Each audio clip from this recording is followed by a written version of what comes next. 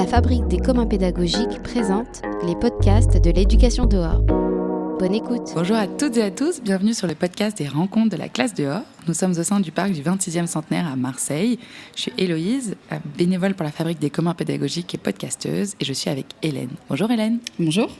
Est-ce que tu pourrais commencer par te présenter et me dire qui tu es et ce que tu fais là ? Oui. Alors, donc je m'appelle Hélène et on vient de Dijon pour vous rencontrer à Marseille. Et je suis pédagogue sociale. En gros, je suis animatrice dans une structure à Dijon qui s'appelle La Maison Phare. Et on est à la fois MJC Centre Social et on a toute une pratique dans la rue, c'est-à-dire que 4 fois par semaine, on s'installe en pied d'immeuble pour animer des ateliers de rue en pédagogie sociale. D'accord. Et quel est le lien entre la pédagogie sociale et faire classe dehors ? Alors, faire classe dehors, il y a le mot dehors dedans, et nous, on est beaucoup dehors. Donc, il y a plein de liens sur les façons de travailler à l'extérieur. Et c'est pour ça qu'à la fois, nous, ça nous intéresse vraiment tout ce qui se passe ici et tout ce mouvement-là de la classe dehors. Et à la fois parce qu'on pense qu'on a plein de choses à partager sur nos pratiques, vu que ce soit l'été, l'hiver, on est tout le temps dehors. Ok. Et comment tu en es venue à travailler à la Maison Phare ? Avant, je travaillais dans le secteur culturel, en médiation culturelle. Et c'est en travaillant dans un des quartiers de Dijon que je commençais à me rapprocher des acteurs, des animateurs de la MJC et du centre social du quartier. Et à l'époque, Mathieu, donc, qui est l'actuel directeur de la Maison Phare, travaillait dans le même quartier que moi en tant qu'animateur. Et de voir en gros toutes ces façons de travailler en animation et en pédagogie, ça m'a vraiment intéressée. Je trouvais que dans le milieu culturel, on parlait pas assez de pédagogie et de choses très concrètes. Et du coup, voilà, quand la Maison Phare a recherché à recruter du monde, j'ai retoqué à la porte et je suis passée du côté de l'animation et de la pédagogie sociale. Ok, super. Et est-ce que tu peux me raconter ce que ça veut dire du coup de la pédagogie sociale, un peu concrètement Ouais. Très très concrètement, en gros, pour faire le parallèle entre la pédagogie traditionnelle qu'on connaît tous parce qu'on est tous passés à l'école. Alors après, dans l'école, il y a aussi des instituts qui ont d'autres façons d'aborder la pédagogie et c'est pas que de la pédagogie traditionnelle, mais l'éducation nouvelle, etc. Mais en gros, la pédagogie traditionnelle est très descendante, c'est-à-dire il y a l'institutrice ou l'instituteur qui va apporter du savoir aux enfants sans se demander si l'enfant est prêt à ses apprentissages ou pas, enfin voilà, tous le même rythme, etc., etc. L'idée, c'est de remplir un petit peu et d'apporter des savoirs. Et en pédagogie sociale, l'idée, c'est plutôt d'être là ensemble dehors, d'être disponible à justement ce qui traverse l'enfant et essayer d'accompagner ses envies d'apprendre ou pas. Donc en pédagogie sociale, déjà, il n'y a pas ce rapport de domination. On essaye d'être juste un humain avec un humain. Et puis, on va essayer de se saisir de ce qui nous entoure, de notre milieu de vie. Par exemple, il y a un oiseau qui passe. Si l'enfant il le regarde, on va essayer de l'accompagner à éveiller cette curiosité-là autour de son milieu. Et dans la pédagogie sociale, il y a plein de principes qui reviennent, comme la régularité, c'est-à-dire que nous, les ateliers de rue, on est là tous les mardis à la même heure, à la même place. C'est pas un événement. On essaye de fabriquer des repères, entre guillemets, quand on est à l'extérieur.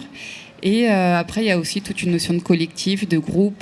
C'est un peu une pédagogie de la rencontre et de l'imprévu, dans le sens où on ne sait pas qui y aura dans la rue, à quelle heure, etc., en fonction de la météo et de plein d'autres choses. Et du coup, c'est plutôt à partir de toutes ces rencontres-là, comment on fait ensemble du commun. Et du coup, est-ce qu'il y a un lien avec les apprentissages qui se font à l'école ou pas du tout ? Comment vous vous placez Alors, il peut. Pour prendre un exemple très très concret mais quotidien, on fait toujours de la cuisine dans les ateliers de rue. Et par exemple, nous, on peut se saisir par exemple, s'il faut multiplier x3 la recette d'un gâteau, on peut reprendre le temps de refaire les multiplications ensemble. C'est tout bête, mais c'est pour essayer justement de remontrer à l'enfant que ce qu'il apprend, ça peut être utile aussi dans sa vie quotidienne. Sur les apprentissages, on aime bien par exemple faire des journaux d'enfants, comme plein d'instituts peuvent le faire aussi avec les méthodes, d'autres méthodes très participatives et collectives. Mais voilà, pour faire un journal, on passe par l'écrit. En fin de compte, il y a quand même beaucoup de choses dont on sert toute la vie qu'on commence à apprendre parfois à l'école. Ouais. Et du coup, ça commence de quel âge à quel âge? La pédagogie sociale, elle est appliquée pour des enfants? Alors, comme on est dans la rue et qu'un des principes de la pédagogie sociale, c'est l'accueil sans condition, l'accueil inconditionnel, il y a vraiment tous les âges. Il peut y avoir des bébés avec leurs parents, il peut y avoir des petits frères, des petites sœurs. Mais en général, le noyau dur, c'est quand même plutôt la tranche d'âge 6-12 ans. Après, les ados, ils passent nous voir, mais en général, ils restent pas. Et puis après, voilà, il y a des adultes, des grands-parents aussi. Donc c'est un peu comme l'éducation populaire, c'est un principe de coéducation toute la vie, quoi. Donc il n'y a pas d'âge. Okay. Et comment vous préparez ces sessions pour quelqu'un qui voudrait se lancer un peu dans de la pédagogie sociale? Comment on se prépare en tant qu'animateur vu que c'est de l'imprévu?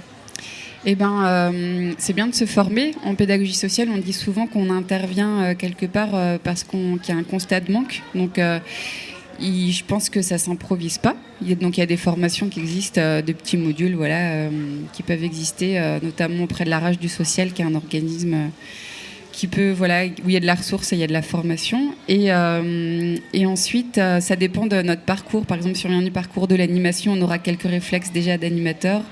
Ça dépend vraiment d'où on vient. Et puis pareil, on ne sait pas ce qui va se passer, mais il ne faut pas non plus qu'il y ait l'angoisse de la page vide. Il y a aussi des fois des gens qui vont pas forcément venir vers nous s'il se passe rien.